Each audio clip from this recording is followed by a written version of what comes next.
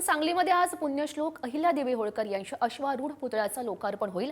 मुख्यमंत्री देवेंद्र फडणवीस यांच्या हस्ते हा लोकार्पण सोहळा आज संपन्न होईल। सांगली शहरातील शिंदेमळा येथील लवली सर्कल येथे अहिल्यादेवी होळकर यांचा महाराष्ट्रातील सगळ्यात मोठा अश्वारूढ पुतळा उभारला जातोय आणि अहिल्यादेवी यांची त्रिजन्म शताब्दी आज साजरी होते आणि याच निमित्तानं हा पुतळा उभारण्यात आलाय। मुख्यमंत्र्यांच्या उपस्थितीमध्ये हा सोहळा पार पडेल आणि अहिल्यादेवी होळकर पुतळा उद्घाटन सोहळ्याच्या तयारीची आमदार गोपीचंद पडळकर यांच्याकडून पाहणी करण्यात आली आहे।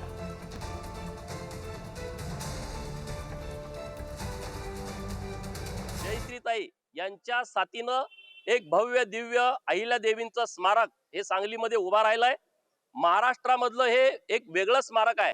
एवढं भव्य, एवढं दिव्य आणि अश्वारूढ पुतळा असणारं हे पहिलं स्मारक सांगलीमध्ये उभा राहतंय आणि या स्मारकाचा लोकार्पण सोहळा या राज्याचे लोकप्रिय मुख्यमंत्री अहिल्यादेवींच्या विचारानं प्रेरित होऊन काम करणारे, त्यांच्या विचारांचा अवलंब या राज्यामध्ये करणारे माननीय देवाभाऊ यांच्या शुभ हस्ते पार पडतंय।